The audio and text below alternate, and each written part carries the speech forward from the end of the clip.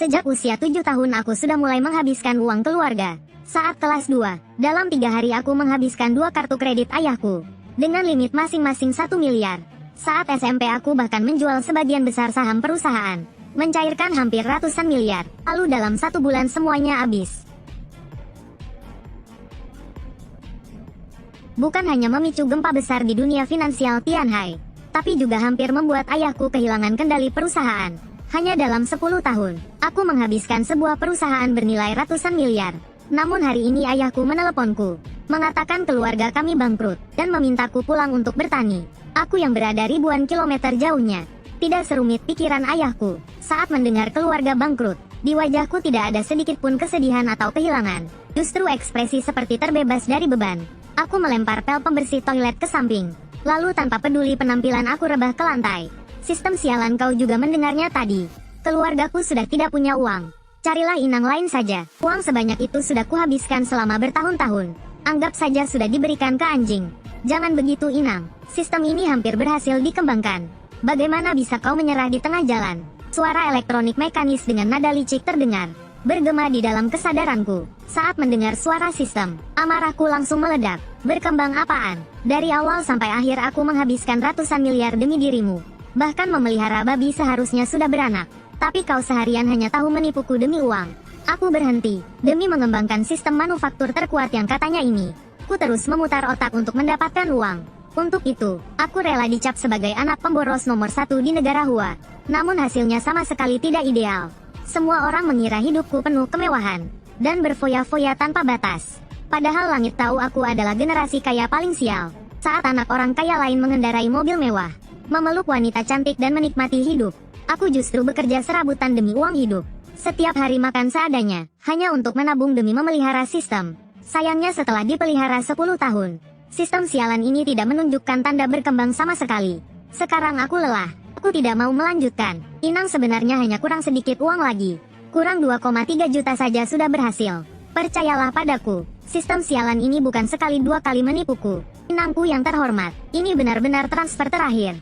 Asal kau setuju mentransfer uang, sistem akan langsung selesai dimuat. Aku melihat saldo rekeningku. Setelah dikurangi ongkos pulang ke negara, pas tersisa 2,3 juta. Sistem sialan ini ingin menguras habisku sepenuhnya. Jangan harap, kalau aku masih mentransfer uang padamu, berarti aku ini anjing. Bahkan kalau kau meletakkan desain baju zirah Iron Man di hadapanku, aku tidak akan mentransfer 1 sen pun. Sikapku sangat tegas. Begitu kata-kata itu terucap, ekspresi wajahku berubah. Karena di dalam pikiranku, benar-benar muncul 1 set diagram pembongkaran baju zirah. Melihat baju zirah mekanis yang luar biasa sempurna, jantungku berdebar semakin cepat. Aku merasa hampir tidak bisa mengendalikan diri. Godaan seperti ini mana mungkin bisa ditolak pria manapun. Inang, aku benar-benar tidak berbohong. Namun dengan kemampuanmu saat ini, sekalipun ku beri cetak birunya kau tetap tidak bisa membuatnya. Karena itu kau membutuhkan bantuanku. Percayalah padaku, hanya perlu 2,3 juta terakhir. Sistem manufaktur terkuat akan menjadi milikmu. Aku menelan ludah. Harus tetap tenang. Ini semua adalah tipu daya sistem sialan. Harus benar-benar menahan diri. Baiklah, transfer saja. Pada akhirnya aku tetap tidak sanggup menahan diri. Namun hanya dalam sekejap, aku menerima notifikasi pesan dari bank. Aku sendiri tidak tahu ini sudah yang keberapa kalinya. Aku kembali menjadi orang miskin. Aku menepuk bokongku, berdiri lalu menghela napas. Sudahlah, sudah tertipu berkali-kali. Tidak ada bedanya dengan sekali ini lagi. Baru saja aku merapikan peralatan, aku langsung merasa kepalaku berat. Lalu terdengar bunyi ding di dalam kesadaranku. Kemudian disusul satu demi satu suara mekanis. Sistem manufaktur terkuat selesai dimuat. Peningkatan kualitas inang telah selesai. Paket pemula telah diberikan. Toko telah dibuka. Aku terpaku di tempat. Kali ini benar-benar nyata. Sistem sialan itu tidak menipuku. Seiring kesadaranku masuk, aku melihat panel khusus milik sistem. Inang Buchen, tingkat manufaktur 1, reputasi 0, kekayaan 20.000, penampilan 88, matematika 61, fisika 60, kimia 60, biologi 60, informasi 60, bahasa 100. Melihat atribut milikku sendiri, aku langsung marah. Sistem sialan peningkatannya cuma segini. Kenapa semuanya cuma level lulus? Inang ini sudah batas maksimum peningkatan sistem. Nilai 60 sudah melampaui sebagian besar manusia di bumi. Contohnya matematika, secara global setidaknya 99%. Namun aku tetap tidak puas. Tidak bisa, nilai wajah masih terlalu rendah. Naikkan sedikit lagi. Kalau tidak, kembalikan uangku. Setelah tawar-menawar cukup lama, aku berhasil membuat sistem menaikkan nilai wajahku menjadi 92. Sekarang ini, aku pasti bisa bersinar di dunia manusia. Pada saat yang sama aku juga memahami logika sistem. Jika aku ingin menciptakan sesuatu yang hebat, pertama harus meningkatkan level manufaktur. Misalnya kemampuan manufaktur level 1 sepertiku sekarang, pasti tidak mungkin membuat baju zirah baja. Setiap kali perlu meningkatkan kemampuan sains dasar. Lagi pula barang bagus harus dibuat sendiri, bukan diberikan gratis oleh sistem. Ada dua cara utama untuk meningkatkan level. Pertama adalah nilai reputasi, kedua adalah nilai kekayaan. Singkatnya nama dan keuntungan. Berbagai cetak biru manufaktur di toko, serta alat produksi, juga perlu ditukar dengan nilai kekayaan atau reputasi. Setelah memahaminya, aku menarik napas dalam-dalam. Karena akhirnya tiba bagian pembukaan paket yang mendebarkan. Sistem yang kupelihara selama 10 tahun. Paket pemula tentu tidak mungkin terlalu buruk. Satu kartu penyelesaian soal matematika tingkat kesulitan 60-70. Satu set desain baterai grafena skala kecil. Setidaknya harusnya diberi baterai fusi dinginkan. Kali ini aku gagal menawar, dan akhirnya hanya bisa menerimanya dengan pasrah. Paket pemula yang isinya tidak terlalu kaya ini. Sebelum pulang ke tanah air, aku sempat pergi ke laboratorium sekolah untuk membuat sampel baterai grafena kecil itu. Bagaimanapun setelah pulang, aku tidak lagi menjadi anak orang kaya yang berjaya seperti dulu. Belum tentu aku punya kondisi untuk membuat benda seperti ini. Harus diakui, sekolah menengah tempatku belajar ini meski biasa saja, namun peralatannya cukup bagus. Tidak sia-sia memungut uang sekolah setinggi itu. Sekolah justru senang menerima kepergianku. Untuk sekolah yang dipenuhi anak orang kaya, selain uang sekolah, biasanya sekolah masih bisa mendapat pemasukan kedua. Sayangnya itu tidak berlaku padaku. Sekolah bukan hanya tidak mendapat uang tambahan dariku, malah sering memberiku gaji tinggi. Bagaimanapun anak ini tiap hari membersihkan toilet juga tidak mudah. Akhirnya si miskin ini pergi juga. Lalu nanti siapa yang akan membersihkan toilet? Kepala sekolah senang sekaligus cemas. Pak Kepala Sekolah, di mana Bu Chen? Seorang lelaki tua bergegas masuk ke kantor dengan panik. Sekarang seharusnya sudah sampai bandara. Bodoh, kau telah melepaskan seorang jenius tiada taraf. Seorang jenius yang bisa membuat SMA Sengde kita dikenang sepanjang masa. Kepala sekolah penuh tanda tanya. Seorang anak 17 tahun bisa merancang eksperimen seperti ini. Ya Tuhan, dia ditakdirkan untuk mengubah dunia. Orang tua itu sangat menyesal.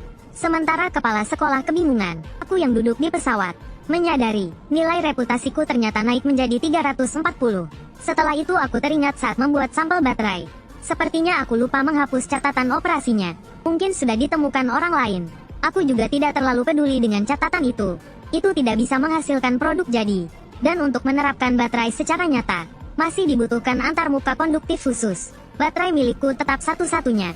Kupikir nilai reputasi ini sementara belum berguna. Jadi semuanya kugunakan untuk meningkatkan level manufaktur. Karena sistem sialan memberitahuku, jika level manufaktur belum mencapai level 2, kemampuan sains dasarku selain bahasa tidak akan bisa menembus angka 60. Sedikit tambahan pada matematika adalah bonus ekstra atas bertahun-tahun aku memeliharanya. Benar-benar sangat merugikan. Melihat batang pengalaman 3001 ini, perasaanku jadi jauh lebih lega. Level manufaktur 2 seharusnya tidak terlalu sulit. Aku bertanya berapa rasio penukaran naik level dengan nilai kekayaan. 10.000 untuk 1 poin pengalaman. Benar saja aku sudah tahu sistem sialan ini selalu ingin menguras uangku. Kedepannya aku hanya akan naik level dengan nilai reputasi. Tidak akan memberi sistem sialan 1 rupiah pun. Aku bersumpah dalam hati. Begitu keluar dari bandara, aku melihat orang tuaku memegang papan nama. Melihat penampilan mereka yang berkilau. Sepasang suami istri yang dijaga ketat oleh 78 pengawal. Aku mulai meragukan hidup, mobil mewah dan pengawal. Bukankah sudah bangkrut? Kenapa tidak terlihat seperti itu? Begitu aku mendekat, Ibu Heyuki langsung memelukku erat. Anakku, ibu minta maaf. Membiarkanmu sendirian di luar begitu lama. Lihatlah anakku, kurus sekali sekarang. Sudah sejak lama ku bilang padamu, 8 juta sebulan jelas tidak cukup. Semua salah ibu. Seharusnya ibu diam-diam mengirimmu uang. Kelopak mata Gu Guozhang terus berkedut. Wanita pemboros ini sepertinya akan membuat masalah. Apa kau masih merasa anakmu kurang boros? Bukankah keluarga kita sudah bangkrut? Gu Guozhang baru hendak bicara. Heyuki langsung menyela, perusahaan ayahmu memang sudah tiada. Tapi ibu masih punya uang. Kau tidak perlu khawatir. Kalau butuh uang bilang ibu. Ibu akan memberimu. Aku terkejut. Selesai sudah sistem sialan pasti mendengar semua ini. Nanti pasti akan minta uang lagi dariku. Seolah untuk membuktikan pikiranku. Terdengar bunyi ding. Sebuah misi muncul di panel. Sebagai master manufaktur, bagaimana mungkin tanpa perusahaan sendiri? Sebagai satu-satunya pewaris Shinchan Teknologi, Menyelamatkannya adalah tanggung jawabmu yang tak bisa ditolak. Deskripsi misi, melunasi seluruh utang Shinchan Teknologi, dan memulihkan operasional, memulai kembali bisnis. Hadiah misi 900 poin reputasi, 1 poin daya tarik, 1 kesempatan undian gratis di toko. Melihat misi itu aku merasa lega, meski tetap misi yang butuh uang. Setidaknya bukan memberi uang ke sistem. Ayah, apakah perusahaan kita benar-benar sudah tak tertolong? Aku bertanya dengan hati-hati. Gu Guochang menatapku dengan sangat lega. Anakku akhirnya tumbuh dewasa, sudah tahu peduli pada perusahaan. Tidak seperti dulu yang hanya tahu minta uang. Sudah tidak ada harapan, kekurangan dana terlalu besar, dan 2 tahun ini persaingan industri sangat ketat. Perusahaan tidak pernah punya bisnis yang bagus. Aku merasa sangat bersalah. Maafkan aku, kalau bukan karena aku terus memakai uang perusahaan. Perusahaan juga tidak akan. Heyuki langsung tidak senang. Anakku, ini bukan salahmu. Bukankah cuma menghabiskan sedikit uang? Perusahaan rusak itu juga sebenarnya tidak menghasilkan banyak uang. Tanpamu pun cepat atau lambat akan bangkrut. Gu Guozhang meski tidak senang, namun sebagai yang paling rendah statusnya di keluarga hanya bisa diam-diam mengisyaratkan. Lagi pula ucapan Heyuki juga ada benarnya. Aku juga tidak peduli siapa sebenarnya penyebab utama kebangkrutan perusahaan. Pokoknya sekarang Shinchan Teknologi harus tetap hidup. Bu, berapa banyak uang yang ibu punya, meski di hati dan di mulut tanpa syarat mencintai anaknya. Namun saat aku menanyakan hal ini, hati Heyuki tetap bergetar. Anak baik ini sudah terlalu banyak menghamburkan. Akhirnya giliran ibunya. Uang tunai tidak banyak, tapi properti dan saham masih ada sebagian. Dan tidak ada kaitannya dengan perusahaan ayahmu. Sepenuhnya milikmu. Bu, aku ingin menyelamatkan Shinchan Teknologi. Apakah uangnya cukup? Heyuki tercengang. Gu Guozhang bahkan berkeringat dingin karena ketakutan. Gu Guozhang dengan susah payah memotong tangan demi bertahan hidup. Baru menyisakan sedikit modal lama untuk keluarga. Tidak boleh membiarkan si pemboros ini menghabiskan semuanya. Ia batuk 2 kali. Gu Guozhang berkata, anakku, urusan perusahaan tidak perlu kau pikirkan. Usiamu sekarang masih kecil. Seharusnya fokus belajar. Beberapa hari lagi ayah akan carikan sekolah untukmu. Kau belajar dengan tenang selama 2 tahun. Namun aku tidak bisa mendengarnya. Sambil memeluk lengan ibu aku memohon, Bu, percayalah padaku, berikan uang itu padaku. Aku pasti bisa menyelamatkan Shinchan Teknologi. Kalau aku bisa menghancurkan perusahaan itu, aku juga bisa membuatnya bangkit kembali. Gu Guozhang putus asa. Selesai sudah. Perilaku boros anak bodoh ini tidak akan berhenti. Terasa hidup ini sangat panjang. Setelah mendapatkan ponsel Heyuki, aku langsung mulai menghitung aset ibu. Entah cukup atau tidak untuk menyelamatkan Shinchan Teknologi. Ayah kira-kira butuh berapa banyak uang? Wajah Gu Guozhang pucat seperti abu. Tidak berkata sepatah kata pun. Ia tidak ingin menjawab pertanyaan anaknya. Heyuki menelan ludah, anakku. Lusa pengadilan akan datang memasang segel. Dalam waktu singkat kau tidak akan bisa mengumpulkan uang tunai sebanyak itu. Mendengar itu, Gu Guozhang sangat gembira. Benar, sekarang keluarga mereka tidak punya uang tunai. Anak itu ingin boros pun tidak semudah itu. Aku mengerutkan kening. Bagaimana kalau kita meminjam ke bank? Heyuki mendengarnya. Ekspresinya aneh. Tidak tahu harus menjawab bagaimana. Gu Guozhang justru tertawa dan berkata, anakku, kau tidak mungkin mengira keluarga kita masih bisa meminjam uang dari bank. Bank adalah kreditur terbesar keluarga kita. Kami sudah lama masuk daftar hitam bank. Tahukah kau betapa susahnya aku menyelamatkan sedikit modal ini? Butuh usaha sebesar apa? Aku merasa sangat menyesal. Sambil memikirkan cara cepat mencairkan aset, tidak pulang ke rumah, aku tiba-tiba menyadari, arah ini sepertinya bukan jalan pulang. Hari ini ulang tahun ke-17 Su Yuking. Malam ini kita menumpang makan di rumah mereka. Heyuki menjelaskan. Begitu aku pulang langsung bangkrut. Kondisi perusahaan membuat Heyuki ketakutan. Dia merasa perlu sedikit berhemat. Makan malam gratis tetap harus dimanfaatkan. Su Yuking, pupil mataku membesar. Tidak mungkin, baru pulang sudah harus bertemu nona besar itu. Gu Guochang mengangguk dan berkata, benar, sungguh disayangkan. Dulu aku susah payah membuat ayahnya mabuk, dan berhasil mendapatkan selembar perjanjian pernikahan. Sayangnya hilang karena ulahku. Sekarang keluarga kita juga tidak enak lagi mendekati mereka. Heyuki juga sangat menyesal. Barang sepenting itu bisa sampai hilang. Kau benar-benar anak pemboros. Yuking, menantu yang begitu baik, begitu saja terlewatkan. Aku menundukkan kepala dengan perasaan bersalah. Perjanjian pernikahan itu sebenarnya bukan hilang, melainkan dicuri olehku. Saat itu demi mendapatkan uang untuk memelihara sistem, aku mencurinya lalu menemui Su Yuking, dan menjualnya kepadanya dengan harga 50 juta. Ini mungkin pembatalan pertunangan paling absurd sepanjang sejarah. Pada awalnya, gadis kecil itu mengira dirinya untung. Namun makin dipikir makin terasa janggal. Aku yang datang membatalkan pertunangan malah minta dibayar. Ini benar-benar keterlaluan. Belakangan dia ingin menagih utang dariku.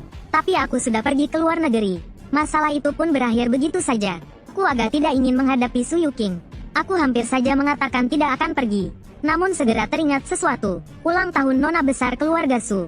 Bukankah akan datang banyak orang kaya dan tokoh ternama? Hampir semuanya orang berduit. Kalau bukan karena kamu, aku punya sedikit hubungan dengan Pak Su. Keluarga kita mungkin tidak akan diundang. Hehe, begitu banyak orang kaya. Bukankah kesempatan mencairkan aset sudah datang? Aku sangat gembira demi menyelesaikan misi. Aku tidak peduli lagi soal harga diri. Setelah keluarga Gu bertiga tiba di villa keluarga Su, tanpa ragu langsung menimbulkan kehebohan. Anak pemboros nomor 1 Prancis, Raja Pemborosan 10 tahun, mantan penguasa pemborosan Tianhai, tokoh legendaris itu kembali. Tuan Gu, akhirnya kamu kembali. Kalau kamu tidak kembali, hidupku benar-benar tidak bisa dijalani. Seorang pria gemuk berminyak dengan bersemangat memeluk kakiku. Aku sangat tersentuh. Orang gemuk ini bernama Lu Hui. Dulu saat aku tidak punya uang untuk makan, dialah yang sering membantuku. Tahukah kamu, tanpa kamu sebagai pembanding, Pak Su makin lama makin tidak suka padaku. Dulu seminggu sekali memukulku, sekarang sehari memukulku 3 kali. Saudaraku, hidup ini berat sekali, pergi aku tidak akan boros lagi. Mulai hari ini aku akan membantu keluarga Gu bangkit kembali. Lu Hui membelalakkan mata kecilnya. Aku memang pemboros. Aku malas berbicara panjang dengan si gendut. Lalu buru-buru berlari ke samping. Karena seorang gadis mengenakan gaun berwarna cahaya bulan sedang berjalan ke arahku dengan marah. Aku berbalik dengan pasrah, menunjukkan senyum lembut. Yuking, lama tidak bertemu. Kau benar-benar semakin cantik. Su Yuking mendengus. Tidak menyangka kau benar-benar kembali. Kupikir kau akan seumur hidup tinggal di luar negeri. Mana mungkin. Kau selalu memikirkanku. Bagaimana mungkin aku tega berlama-lama di luar negeri. Aku langsung naik pesawat paling awal untuk pulang. Demi menyelesaikan tugas, aku juga benar-benar habis-habisan. Selamat ulang tahun Yuking. Aku mengeluarkan sebuah jepit rambut perak dari saku. Ini sebenarnya kusiapkan untuk sepupu kecilku. Sekarang hanya bisa kuberikan padamu. Su Yuking awalnya sangat marah melihatku. Namun aksiku ini membuatnya agak kebingungan. Dengan wajah memerah ia menerima jepit rambut itu. Lalu berlari kembali ke dalam rumah. Melihat punggung Su Yuking, aku tidak bisa menahan diri untuk menghela napas. Gadis kecil ini dalam 2 tahun terakhir benar-benar tumbuh semakin cantik. Teringat perjanjian pernikahan dulu, aku merasa diriku rugi besar. Semakin kupikirkan semakin terasa rugi. Tiba-tiba muncul kilatan ide di kepalaku. Aku langsung mengejar Su Yuking. Aku selalu merasa, sebagai bangsawan kelas atas, keluar masuk kamar nona bangsawan adalah hal yang sangat biasa.